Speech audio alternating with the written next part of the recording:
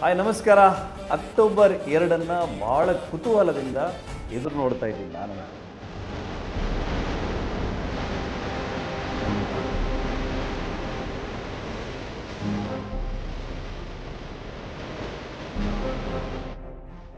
October 2 Vijayadashami, ಅದರ ಜೊತೆಗೆ ನಮ್ಮ ನೆಲದ ಕಾರಣಿಕದ ಕಥೆಯನ್ನು ಕಟ್ಟಿಕೊಟ್ಟಂಥ ಕಾಂತಾರ ಸಿನಿಮಾ ಅಕ್ಟೋಬರ್ 2 ಬಿಡುಗಡೆ ಆಗ್ತಾ ಇದೆ.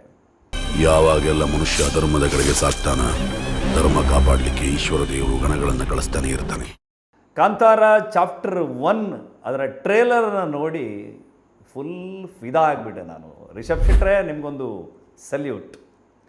ಅದರ ಜೊತೆಗೆ ಸೋಷಿಯಲ್ ಮೀಡಿಯಾದಲ್ಲಿ ಅಲ್ಲೊಂದು ಇಲ್ಲೊಂದು ಅಪಸ್ವರದ ಮಾತುಗಳನ್ನು ನಾವು ಕೇಳ್ತಾ ಇದ್ದೀವಿ.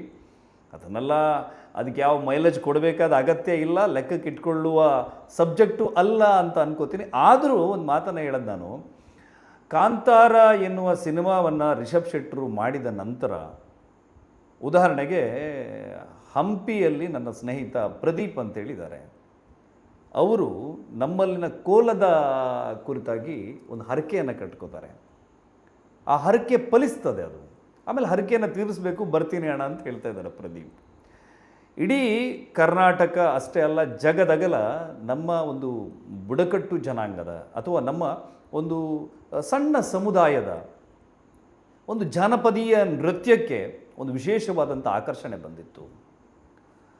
ಸರ್ಕಾರ ಆ ಏನು ಪಾಣಾರ ಜನಾಂಗ ಅಥವಾ ಆ ಕೋಲವನ್ನು ಕಟ್ಟುವಂಥ ಜನಾಂಗದವರ ಆ ಕುಲಕಸುಬನ್ನು ಮುಂದುವರಿಸ್ತಾ ಇರುವಂಥವರಿಗೆ ಮಾಸಾಶನವನ್ನು ಕೂಡ ಘೋಷಣೆ ಮಾಡಿತ್ತು. ಸುನಿಲ್ ಕುಮಾರ್ ಅವರು ಕನ್ನಡ ಮತ್ತು ಸಂಸ್ಕೃತಿ ಸಚಿವರಾಗಿದ್ದ ಸಂದರ್ಭದಲ್ಲಿ ಸಿನಿಮಾ ಒಂದು ರಾಜ್ಯ ಸರ್ಕಾರದ ಮೇಲೆ ಆ ರೀತಿಯ ಒಂದು ಸತ್ಪರಿಣಾಮವನ್ನು ಬೀರಿದೆ ಅಂತೇಳಿದರೆ, ಒಂದು ಮಾಸಾಶನವನ್ನು ಒಂದು ಸಮುದಾಯಕ್ಕೆ, ಒಂದು ವರ್ಗಕ್ಕೆ ಸರ್ಕಾರ ನೀಡುವಂತೆ ಒಂದು ಪ್ರೇರಣೆ ನೀಡಿದೆ ಅಂತೇಳಿದರೆ ನಿಜಕ್ಕೂ ನಾವು ಅದರ ಬಗ್ಗೆ ಹೆಮ್ಮೆ ಪಡಲೇಬೇಕಾಗತ್ತೆ. ಕಾಂತಾರ ಬಂದ ನಂತರ ಏನಾಯಿತು ಕೇಳಿದರೆ, ದುಬೈನಲ್ಲಿ, ಮುಂಬೈನಲ್ಲಿ ಅಥವಾ ಮಹಾನಗರಗಳಲ್ಲಿ ಊರಿನಿಂದ ವಲಸೆ ಹೋದಂಥ ಏನು ಕೆಲವು ಕುಟುಂಬದವರು ತಮ್ಮ ಮೂಲ ನೆಲೆಯನ್ನು ಹುಡುಕಿಕೊಂಡು, ತಮ್ಮ ದೈವದ ಮನೆಯನ್ನು ಹುಡುಕಿಕೊಂಡು ಊರಿಗೆ ಬಂದಂತಹ ಅಥವಾ 10 ವರ್ಷಗಳಿಂದ ಅಥವಾ 2-3 ದಶಕಗಳಿಂದ ಕೋಲವನ್ನೇ ನಡೆಸದಂತಹ ಕುಟುಂಬಗಳು ಮತ್ತೆ ಕೋಲವನ್ನು, ಆ ಕಟ್ಟುಪಾಡುಗಳನ್ನು ಅನುಸರಿಸಿದಂತಹ 10 ಉದಾಹರಣೆಗಳನ್ನು ನಾನು ಕೊಡ್ತೀನಿ. ಅದರಲ್ಲಿ ಸೈಡ್ ಎಫೆಕ್ಟ್ ಇದೆಯಾ ಅಥವಾ ಅದನ್ನು ಯಾರಾದರೂ ಟ್ರೋಲ್ ಮಾಡ್ತಾರಾ, ವ್ಯಂಗ್ಯ ಮಾಡ್ತಾರಾ ಅಂತ ಹೇಳಿದರೆ ಅದನ್ನು ಮಾಡಿದ್ದಾರೆ. ಆದರೆ ಈ ಕಾಂತಾರ ಸಿನಿಮಾದ ನಿರ್ದೇಶಕರಾದಂಥ ರಿಷಬ್ ಶೆಟ್ರೆ 2-3 ದೊಡ್ಡ ದೊಡ್ಡ ವೇದಿಕೆಯಲ್ಲಿ ಇದನ್ನು ಟ್ರೋಲ್ ಮಾಡಲಿಕ್ಕೆ ಬಳಸಬೇಡಿ ಅಥವಾ ತಮಾಷೆ ಮಾಡಬೇಡಿ ಎನ್ನುವಂಥ ಹೇಳಿಕೆಯನ್ನು ಕೊಟ್ಟಿರೋದನ್ನು ನಾನು ಗಮನಿಸಿದ್ದೀನಿ. ರಿಷಬ್ ಶೆಟ್ರ ಕಾಂತಾರ ಸಿನಿಮಾ ಬಂದ ನಂತರವೇ ಏನು ಭೂತಾರಾಧನೆ, ದೈವಾರಾಧನೆಗೆ ದೊಡ್ಡ ಶಕ್ತಿ ಬಂತು ಅಂತ ನಾನು ಹೇಳೋದಿಲ್ಲ. ಆದರೆ ನಮ್ಮ ಒಂದು ಹೊಸ ಜನ್ರೇಷನ್ನನ್ನು ಈ ಕೋಲದ ಕಟ್ಟೆಗಳಿಗೆ ಜೋಡಿಸಿಕೊಟ್ಟಂತಹ ಬಹಳ ಪರಿಣಾಮಕಾರಿಯಾಗಿ ನಮ್ಮ ಒಂದು ದೈವಾರಾಧನೆಯ ಬಗ್ಗೆ, ನಮ್ಮ ಜಾನಪದೀಯ ಸಂಸ್ಕೃತಿಯ ಬಗ್ಗೆ ಗೌರವವನ್ನು ಮೂಡಿಸಿದಂತಹ ಕೆಲಸವನ್ನು ಆ ಸಿನಿಮಾ ಮಾಡಿದೆ. ಉದಾಹರಣೆಗೆ ನಿಮಗೆ ಅಣ್ಣವರು ಮಂತ್ರಾಲಯದ ಕುರಿತಾದಂಥ ಒಂದು ಸಿನಿಮಾದಲ್ಲಿ ನಟಿಸಿದ ನಂತರ ಲಕ್ಷಾಂತರ ಸಂಖ್ಯೆಯ ರಾಯರ ಭಕ್ತರಲ್ಲಿ ಅದೊಂದು ದೊಡ್ಡ ಪ್ರೇರಣೆಯನ್ನು ಮಾಡಿತು. ಎಷ್ಟೋ ಜನ ಆ ಸಿನಿಮಾವನ್ನು ನೋಡಿಕೊಂಡೇ ಮಂತ್ರಾಲಯಕ್ಕೆ ಹೋದವರ ಹಲವಾರು ಉದಾಹರಣೆಗಳನ್ನು ನಾನು ಕೊಡ್ತೀನಿ. ಅಂದರೆ ಸಿನಿಮಾ ಎನ್ನುವಂಥದ್ದು ನಮ್ಮಲ್ಲೊಂದು ಸದಾಭಿಪ್ರಾಯವನ್ನು ಮೂಡಿಸಬೇಕು. ನಾನು ಮುಖ್ಯವಾಗಿ ರಿಷಬ್ ಶೆಟ್ರನ್ನ ಮೆಚ್ಚಿಕೊಳ್ಳಿಕ್ಕೆ ಇನ್ನೊಂದು ಕಾರಣ ಏನಂತ ಹೇಳಿದರೆ, ನೀವು ಅಂತಾರಾಷ್ಟ್ರೀಯ ಮಟ್ಟದಲ್ಲಿ ನಮ್ಮ ಧರ್ಮದ ಬಗ್ಗೆ, ಹಿಂದೂ ಧರ್ಮದ ಬಗ್ಗೆ, ಇಲ್ಲಿನ ಸನಾತನ ಪರಂಪರೆಗಳ ಬಗ್ಗೆ ಅಥವಾ ಇಲ್ಲಿನ ಜಾನಪದೀಯ ನಡವಳಿಗಳ ಬಗ್ಗೆ ಅದನ್ನು ಕಟ್ಟುಕತೆ ಅನ್ನೋ ರೀತಿಯಲ್ಲೋ ಅಥವಾ ಮೂಢನಂಬಿಕೆ ಅನ್ನೋ ರೀತಿಯಲ್ಲೋ ಅದನ್ನು ಮೂದಲಿಸುವಂತಹ ಕಾಲಘಟ್ಟದಲ್ಲಿ ನಮ್ಮ ಪರಂಪರೆಯನ್ನು ಗೌರವಿಸುವಂತೆ ಮಾಡಿದ್ದಿದ್ರೆ ಅದು ರಿಷಬ್ ಶೆಟ್ರ ಒಂದು ಕಾಂತಾರ ಸಿನಿಮಾ ಎನ್ನುವುದನ್ನು ಭಾಳ ಹೆಮ್ಮೆಯಿಂದ ನಾನು ಹೇಳ್ಕೊತೀನಿ. ಕಾಂತಾರದ ಟ್ರೇಲರನ್ನು ನೀವು ನೋಡಿದಿರಿ, ಅದನ್ನು ಬಿಡುಗಡೆ ಮಾಡಿಸೋದು ಯಾರಿಂದ ಅಂತ ಹೇಳಿದರೆ ಅದು ಜನಸಾಮಾನ್ಯರಿಂದ. ನೀವು ಕೂಡ ಅದರ ಟ್ರೇಲರನ್ನು ರಿಲೀಸ್ ಮಾಡಿಸ್ಬೋದು. ಆ ರೀತಿಯ ಒಂದು ಒಳ್ಳೆಯ ಆಪ್ಷನನ್ನು ಕೊಟ್ಟಿದ್ದಾರೆ. ನಾನಂತೂ ನನಗೆ ಭಾಳ ಹೆಮ್ಮೆ ಇದೆ.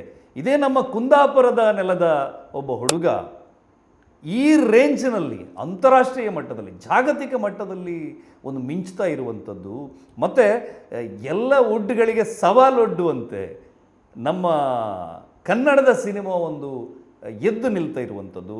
ಒಂದು ಕಡೆ ಕನ್ನಡ ಸಿನಿಮಾ ಜಗತ್ತೇ ಕುಸಿದು ಕಂಪಿಸಿ ಕುಳಿತಂಥ ಹೊತ್ತಲ್ಲಿ ನಮ್ಮ ಕರಾವಳಿಗರು ಕನ್ನಡ ಸಿನಿಮಾ ಜಗತ್ತಿಗೆ ಕೊಡ್ತಾ ಇರುವಂಥ ಒಂದು ಪೌಷ್ಟಿಕಾಂಶ ಇದೆಯಲ್ಲ, ಟಾನಿಕ್, ಬಹಳ ಖುಷಿ ಆಗುತ್ತೆ, ಭಾಳ ಹೆಮ್ಮೆ ಆಗುತ್ತೆ. ರಿಷಬ್ ಶೆಟ್ರೆ, ನಿಮ್ಮ ಕಾಂತಾರ ಸಿನಿಮಾವನ್ನು ಕಾಂಬಕ್ಕೆ ನಾವು ಕಾಯ್ತಾ ಇತ್ತು. ಅಕ್ಟೋಬರ್ 2 ಅಲ್ಲ, ಅಕ್ಟೋಬರ್ 1ಕ್ಕೆ ಆ ಸಿನಿಮಾವನ್ನು ನೋಡುವ ಬಯಕೆ. ನಿಮ್ಗೆ ಒಳ್ಳೆಯದಾಗಲಿ. ನಿಮ್ಮ ಜೊತೆ ನಾವೆಲ್ಲ ಇದ್ದೀವಿ. ಮತ್ತು ಅದರ ಬಗ್ಗೆ ಆಕ್ಷೇಪವನ್ನು ಮಾಡುವವರಿಗೆ ನನ್ನ ಒಂದು ರಿಕ್ವೆಸ್ಟ್, ನೋಡಿ, ಕಾಂತಾರ ಸಿನಿಮಾದಲ್ಲಿ ಎಲ್ಲಾದರೂ ದೈವಗಳನ್ನು ಕೆಟ್ಟದಾಗಿ ಚಿತ್ರಿಸಿದರೆ, ದೈವದ ಬಗ್ಗೆ ಒಂದು ಅಪನಂಬಿಕೆ ಮೂಡುವ ಹಾಗೆ ಅವರು ಮಾಡಿದರೆ ಅದನ್ನು ನೀವು ಖಂಡಿಸಿ, ಅದನ್ನು ನಾನು ಖಂಡಿಸ್ತೀನಿ. ಆದರೆ ಹಿಂದೇನಾಯಿತು? ಹಿಂದಿನ ಕಾಂತಾರ ನೀವು ನೋಡಿದಿರಿ. ಕಾಂತಾರದಲ್ಲಿ ಆ ಪಂಜುರ್ಲಿ ದೈವ ಆಳಿ ಬರುವಾಗ ಅಥವಾ ಆ ಗುಳಿಗನ ಸನ್ನಿವೇಶ ಬಂದಾಗ ಎಷ್ಟೋ ಜನ ಥಿಯೇಟರ್ನಲ್ಲಿ ಎದ್ದು ನಿಂತು ಕೈ ಮುಗಿದು ಭಕ್ತಿಭಾವ ಪರವಶತೆಯಲ್ಲಿ ತಲ್ಲೀನರಾಗಿದ್ದರು.